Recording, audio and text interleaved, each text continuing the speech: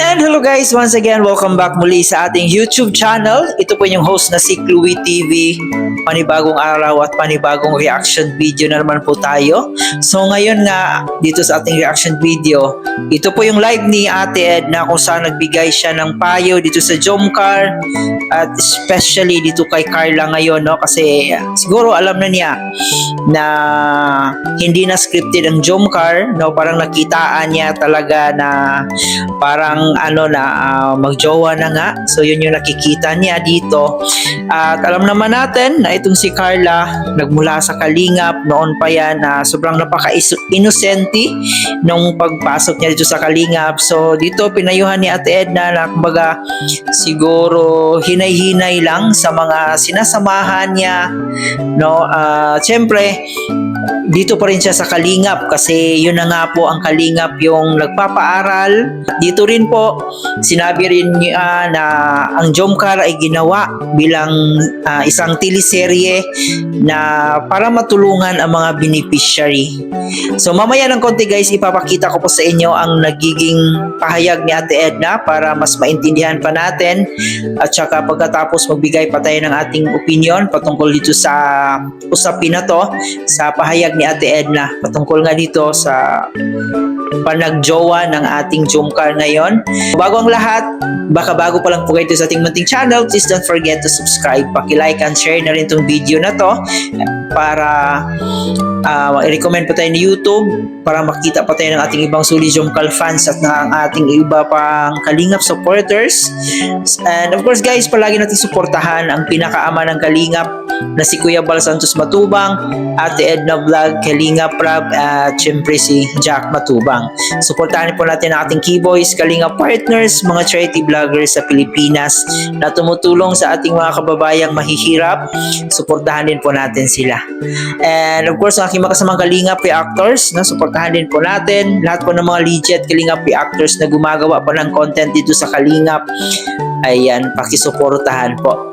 So, wag na tayong magpaligoy-ligoy pa. Ngayon ay atin na munang panoorin itong video na to. Na. Kung saan na nakakarating. Maglakad lang. Nag-start na silang maglakad. Huwag kayong maglayas. Huwag niyong iwanan ng inyong nanay at tatay. Okay? Di pa ninyo kaya ang buhay. Pag kayo nadapa, sinong babangon sa inyo? Huwag po natin kalimutan guys, na ang mga love team ay na-create para sa charity. Yan, huwag po natin kalimutan yan. Ang nagkaroon ng love team para magtuloy-tuloy po yung charity. Kasi nga, halimbawa, katulad ni Carla, napabaya na siya, tapos nailipat na sila doon sa dati nila, yung family niya, tapos siya naman ngayon ay nag-aaral. So, hindi kaya lahat na gastos ay si Kalingap Rab. Alam na po natin yan, hindi lahat sa dami ng tinutulungan ni Kalingap Rab ay hindi lahat siya lahat. Kaya nga gumagawa siya ng mga anong tawag dyan? Mga style, mga technique po yan. Technique yung ginagawa ni Kalingap Rab. Kung paano, mas lalo kayo may entertain, mas lalo ninyong mahalin yung content niya at panoorin. Kapag na-entertain kayo, syempre, views yun. O kapag views, ibig sabihin, may income. At kapag may income, edi may pondo para sa pagpapabahay. Ganun po yun. So, wag po ninyong masyadong i-attach yung inyong sarili doon sa beneficiary. Hangaan lang ninyo sila. Hangaan, mahalin, pero wag yung fanatic. Alam niyo yung fanatic? Pag sinabing fanatic ay, ito na, buong buhay ko, ito na parang mamamatay ka na pag nawala yun, mamamatay ka na rin, yun ang buhay mo. Wag pong ganun. Kasi yan ay idolatry ang tawag po dyan. Para ka na niyang nagsarili ng Tsaka parang wala ka na niyan sa sarili mong katinoan kapag ganyan na po. Ang pinaka the best po nun ay yung wag nating ipagpalit si Kalingap Rab. Diba? Ang Kalingap, wag nating ipagpalit. Kasi ang nangyayari sa mga sitwasyon, ang nababas ay yung nalugod, yung dati ninyong hinangaan, dati ninyo talagang tinulungan. Diba? Kaya nanonood kayo ng Jomcar 18 para kay Kalingap Rab. Para si Kalingap Rab ay may pangtulong, para siya ay si Kuya Bal ay may pangtulong, magdiretso yung programa. Huwag po kayong mawawala doon. Kasi yun ang ating, yun ang ating roadmap. Roadmap. Yun ang ating focus. Huwag kayong mawawala doon. Kasi kapag kayo ay, kapag nadala kayo ng mga sitwasyon, ng mga mga tawag dito, mga circumstances na hindi natin inaasahan, ay ibig sabihin, hindi pa talaga tayo solid, solid sa ating ginagawa. Hindi pa tayo solid. Alam nyo ba, kala nyo kayo lang nalulungkot, kami din. Kayo lang ang nasasaktan, kami din nasasaktan. Kayo lang ang naghihirap, kami rin nahihirap din ang aming kalooban. Kaya lang, hindi tayo nagpapahalata. Kasi kapag magpahalata ka sa ganyan, ay talo ka, di ba? Tuloy lang tayo. O kaya ngayon, ito si Jom Carl. Itong pag-usapan natin si Jom Carl kasi nag-20th month, na sila, Mansari. So, i-congratulate natin. Congrats sa inyo, Carla at Jomar. Sabi ko nga, kung sa bata, kayo ay 2 years old na, nagsisimula ng maglakad, pero wag maglayas. Nagsisimula na kayong maglakad, wag maglayas. Wag iwanan yung nanay at tatay ninyo na tunay na umaakay sa inyo. Carla, lalo na si Carla. Si Carla yun, ang pinakaano po natin si Carla kasi siya naman talaga yung beneficiary. Nilab team kay Jomar para magkaroon ng kwento. Tumuloy-tuloy yung kwento na buhay ni Carla. So, yun. Kaya wag nating ipagpapalit na yung iba kasi ang nagiging beneficiary na yun ang K-Boys na hindi naman po dapat. Ang ating focus ay si Carla kasi siya yung beneficiary. So, doon tayo. Tuwa ako kay Carla kasi nga naka 1 year na siya. Kaya lang ngayon, nabalitaan ko malipat na daw siya ng course. Babalik na naman sa nursing, Pero tingnan natin kung anong tawag dito. Kung ano talaga yung nasa heart niya. Hello kay 2 years old na bata, di ba naglales na yan kung saan na nakakarating. Ayan. Yun na maglakad ka lang pero wag kang maglayas. Pag may umakay sa'yo dyan sa labas na hindi mo paano-ano, wag ka sumama. Kasi baka daling ka niyan kung saan. So, wag sama ng sama kung saan-saan, Carla. Dahil hindi pa kaya ng iyong paa. Baka pulutin ka kung saan. Sumama ka kay papa mo, kay mama mo. Kung saan ang lakad ni Kalinga Prab, doon ka.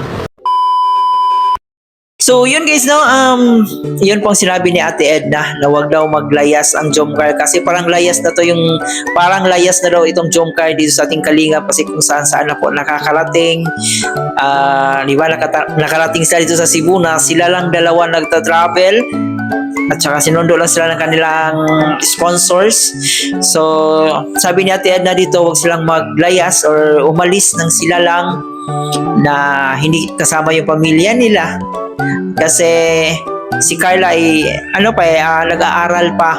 At yun, sinabi ni Ate Edna dito na huwag niyang iwanan or huwag nilang iwanan yung pamilya nila. And siguro yung point ni Ate Edna dito, if ever na magka-problema, so walang ibang tutulong, walang ibang aako ng responsibilidad kundi ang parents pa rin, At saka yung mga anak, talagang babalik yan sa mga magulang.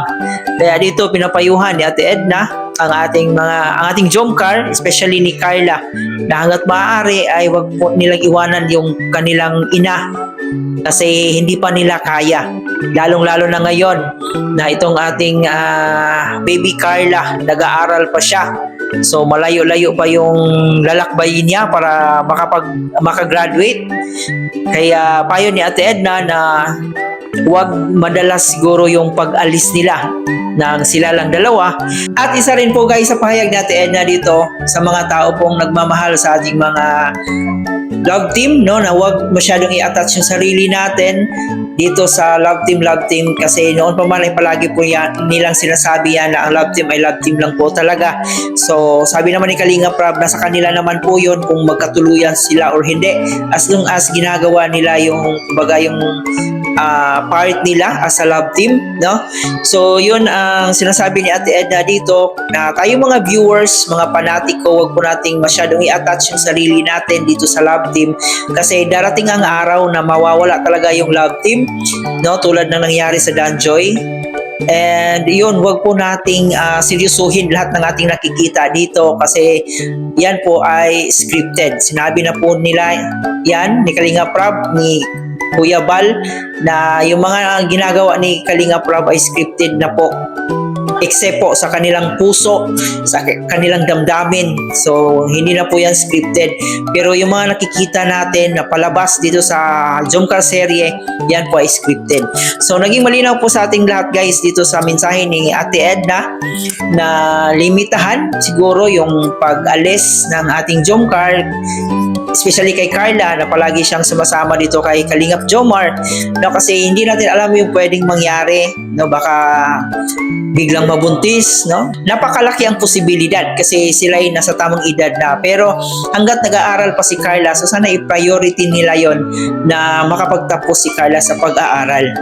So yun po ang naging pahayag ni Ate Edna guys, sana naintindihan niyo po, no, especially sa ating mga Suli Jomcar fans na sobrang napaka die hard dito sa Jomcar, no.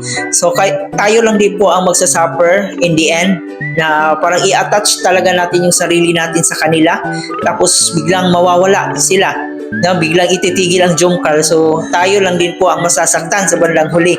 Kaya pigil-pigilan po natin yung sarili natin, no, hanggat maaari. Syempre natural naman na magiging fan tayo sa isang love team, pero wag po yung masyado. Wag po nating ibuhos lahat ng emotions natin sa pagsuporta dito sa love team. So, yan lang muna guys ang ating reaction video sa araw na ito. Muli po, maraming salamat yung pagsama dito sa ating reaction video. At ito nga po pala si Chloe TV. Maraming pong salamat sa iyong panonood.